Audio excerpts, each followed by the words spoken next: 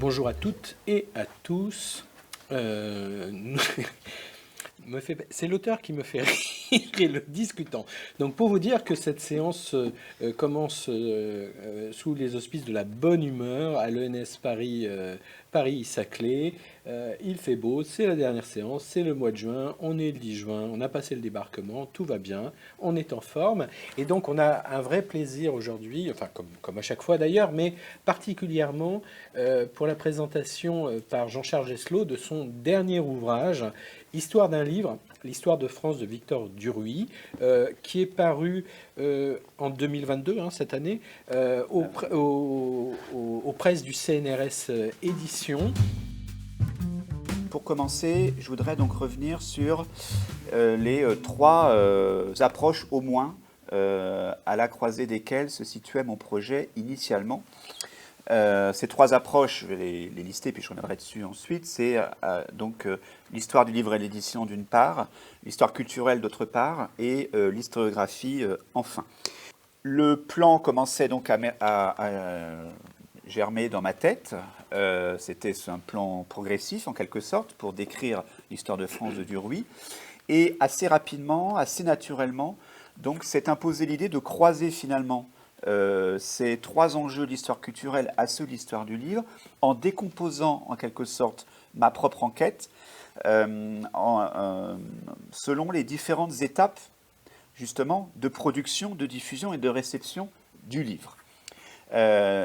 D'où ce découpage qui est celui en chapitres de l'ouvrage, qui va voilà, du début à la fin, comme le rappelait Florent tout à l'heure, de l'auteur au lecteur, hein, de l'esprit de l'auteur jusqu'aux mains du lecteur. Donc 4 premiers chapitres qui reviennent sur comment un livre est produit au XIXe siècle, donc la conception par l'auteur, la rédaction, l'édition et puis la fabrication matérielle.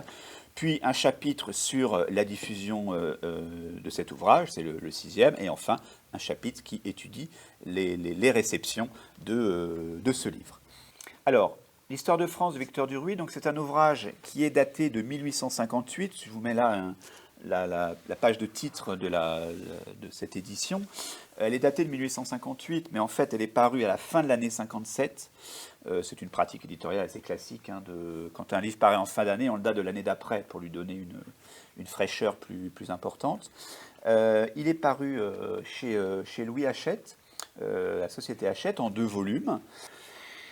Donc largement fabriqué et diffusé. Cet ouvrage a été aussi largement lu. Florent l'a rappelé en introduction. Alors évidemment, je n'ai pas et on n'aura jamais le nombre de lecteurs de Victor Duruy, ça c'est évident, mais on peut trouver des traces de lecture, on en trouve dans différents milieux sociaux, des élites intellectuelles parisiennes jusqu'aux classes populaires paysannes du fond des Alpes par exemple. Il est lu par des hommes et par des femmes, hein, il est lu par des laïcs et des ecclésiastiques, qui le lisent pour des motivations et des raisons différentes. Monseigneur Dupanloup, évêque d'Orléans, le lit pour le critiquer, pour en critiquer à travers lui l'auteur ministre. Charles Péguy le lit, lui, enfant, en se passionnant pour le récit national dans ses pages. D'autres vont le lire pour s'y instruire de gré ou de force, puisque l'ouvrage, ça aussi, on peut le retrouver, a été beaucoup utilisé dans un cadre scolaire, dans un cadre pédagogique, que ce soit dans le secondaire et dans le primaire.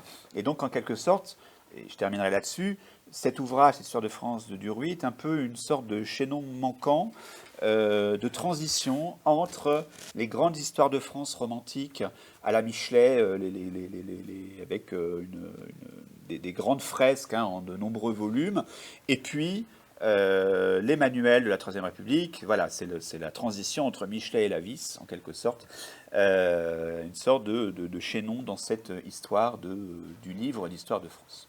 D'une part, ce qu'a permis de faire cet ouvrage, c'est de contribuer à une histoire du travail des historiens au XIXe siècle, qui n'est pas forcément une spécialité très... Enfin, c'est pas une thématique beaucoup abordée, en tout cas à mon sens. Ensuite, ça m'a permis d'explorer un autre champ encore assez peu défriché que celui de l'histoire de l'édition historique, donc du point de vue de la diffusion. Et enfin, troisième axe, ça m'a permis d'apporter des éléments de réponse à une question à laquelle, là encore, qu'on se pose assez rarement, c'est qui, au XIXe siècle, lit des livres d'histoire, et notamment des livres d'histoire de France. Voilà, donc trois perspectives, trois questionnements qui, à mon sens, étaient encore assez peu défrichés et que j'ai essayé d'expérimenter avec cet ouvrage. Je voulais en venir à l'essentiel, c'est qu'en te lisant, on comprend effectivement que l'histoire est une enquête. Et c'est ça que j'ai trouvé. Bon, tu as une ambition, une ambition méthodologique, mais je trouve qu'évidemment c'est parfaitement réussi.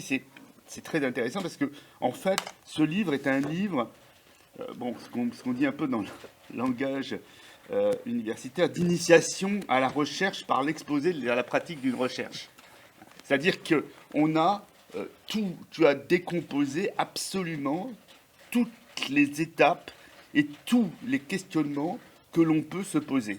On te suit à travers on voit les traces, on a les questions, les traces, les pistes, parfois les impasses. Les impasses, ouais. Hein, mais parfois le certain ou l'incertain, les acquis. J'ai bien aimé la façon dont tu pèses le certain, l'incertain. Et là aussi, je reviens à Michel Vauvel, parce que, c'est un livre qui aurait pu... parce qu'il y a toujours le souci de la mesure. À la fois, on est tout à fait dans le qualitatif, dans la lecture de la phrase, des intentions, etc. Et en même temps, on essaie de mesurer autant qu'on peut, autant que faire se peut, c'est-à-dire de peser. Ce moment de la pesée, moi, qui me semble tout à fait primordial et qui est un grand héritage de l'histoire sociale.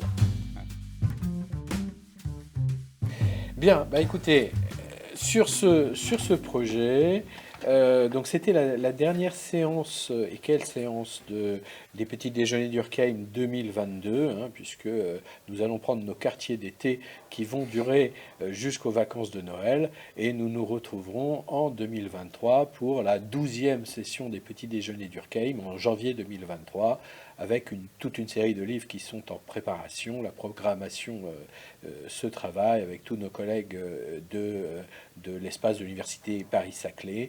Et j'en profite pour remercier à nouveau les collègues de la MSH Paris-Saclay, son directeur Pierre Quibantif, sa chargée de communication Florence Parisot, je ne sais plus quel est ton titre, Teddy, mais je te remercie également, Teddy Théodose, qui est ici présent pour la captation vidéo. Donc je remercie toute l'équipe de la MSH, c'est toujours un plaisir de travailler avec elle. Je remercie également l'ENS Paris-Saclay qui nous accueille dans sa très belle bibliothèque de sciences sociales. Et bien écoutez, je vous dis à bientôt pour d'autres séminaires. Voilà, merci.